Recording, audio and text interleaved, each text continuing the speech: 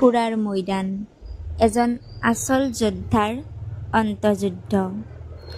জীৱনত প্ৰতিজন মানুহে যুদ্ধ কৰি থাকে, কিছুমানে বাহিৰৰ সৈতে আৰু আন কিছুমানে নিজৰ ভিতৰৰ সৈতে।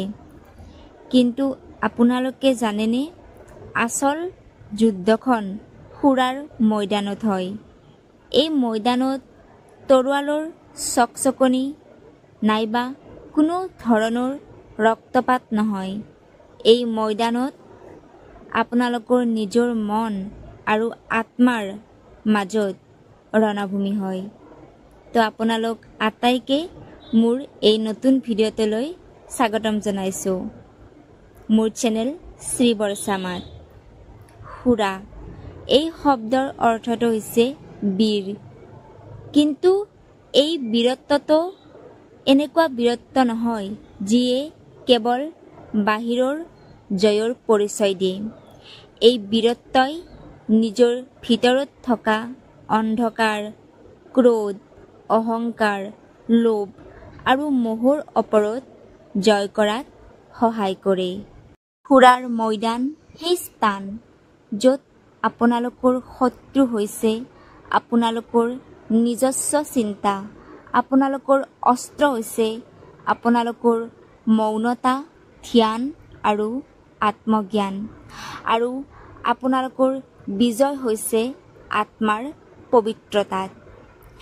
যেতিয়া নিশা চকু মুদি কান্দি থাকে, যেতিয়া পৃথিৱীয়েও আপোনালোকক বুজিবলৈ নোখোজে, আৰু তথাপিও আপোনালোকে নিজৰ সত্যত অবিচল থাকে, তেতিয়া বুজি পাব যে আপোনালোক খুৰাৰ মৈদানত যুদ্ধ কৰি আছে।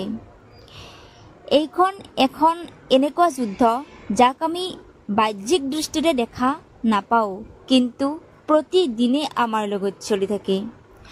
এদিন নিজৰ ভয়ক জয় কৰিবলগীয়া হয়, আন দিনাখন মনটো ভাঙি পৰে, আৰু তৃতীয় দিনত আকৌ উঠি থিয় হ'ব লগা হয়, আৰু এইভাৱেই খুৰা জন্ম লয়। খুৰা সেইজন যিয়ে ভাঙি পৰিও পুনৰ গঢ়ি উঠে, যাক পৃথিৱীয়ে নমাবলৈ ধৰে, কিন্তু সি নিজক নমায় আত্মাৰ শান্তিৰ বাবে। সেয়ে মোৰ প্ৰিয় আত্মাসকল, আপোনালোকে যদি আজি নিজৰ ভিতৰৰ সংগ্ৰামত আছে, আপোনালোকে দুখ নকৰিব, আপোনালোকে আনন্দিত হওক, কাৰণ আপোনালোক খুৰাৰ মৈদানত আছে। আপোনালোকৰ সেই সাহস আৰু এই ধৈৰ্যই আপোনালোকক আচল বীৰ বনাব। গতিকে যদি মোৰ ভিডিঅ'টো চাই ভাল পাইছে, মোৰ চেনেলটোক ছাবস্ক্ৰাইব কৰিবলৈ নাপাহৰিব, আৰু কমেণ্টত লিখিব মই খুৰাৰ মৈদানত আছোঁ। জয় শিৱ শক্তি।